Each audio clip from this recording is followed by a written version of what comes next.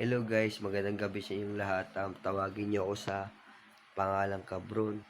Ngayon, sino ba yung mga naghahamon na mga Tagaluzon na yung tatlo na mayayabang? Si Billy Jack, si Labador alias Labading, tsaka isa pa na, meron pa isa na si Boy Urago na wala namang kwenta.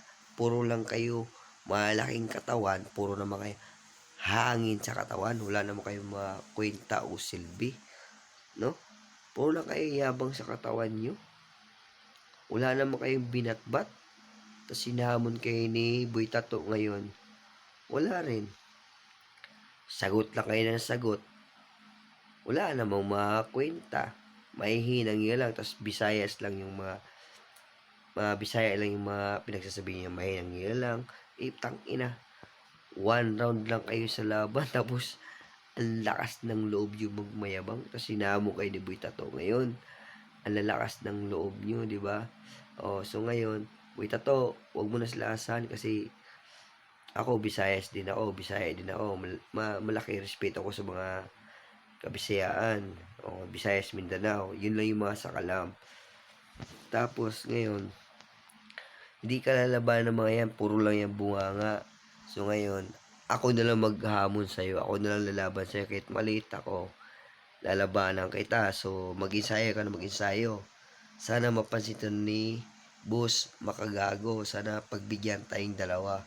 Kasi bibigyan kita ng magandang laban. Kasi, huwag mo nang pansinin yung mga tarantado, yung ang hihina ng mga yon.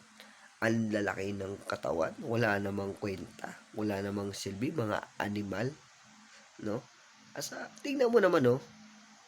Isang round lang. Isang round lang. Ano ba yan? So, ito, pag mapansin ito ni Boss Makagago, ni Boss MJ, lalabanan kita kahit gano'n ka pa kalaki. Kaya, Boy Tato, mag-ensayo ka na mag-ensayo, ha? Sana hindi palampasin ni Boss MJ to. Kasi ako, nag-ensayo na rin ako kasi gusto ko rin makapasok sa Battle of YouTuber kasi gusto ko rin mapatunayan na malalakas tayo mga Bisaya. So, ngayon, patunayan mo rin sa sarili mo bilang isang Bisaya na malakas ka. Kasi ako, bilang Bisaya, papatunayan ko rin sa sarili ko o sa kabisayaan na malakas tayong mga Bisaya. So, bibigyan kita ng magandang laban. Sana bigyan mo rin ako ng magandang laban. So, sana mapansin ito ni Boss MJ. Pag napansin ni Boss MJ to, sana pagbigyan niya tayong dalawa na magkarap kasi wala walang kwenta yung tatlo na pinaghahamon mo. So ako ngayon yung maghahamon sa iyo bilang isang Bisaya para sa Visayas, doon tayo maglalaban sa teritoryo nila para may pakita natin o makita ng kalahatan na Bisaya at Mindanao lang yung malalakas. So sana mapansin ni Boss MJ to.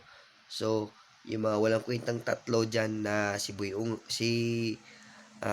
Uragon, si Billy Jack, tsaka si Labading, manahimik na kayo kasi mahihina kayong nilalang.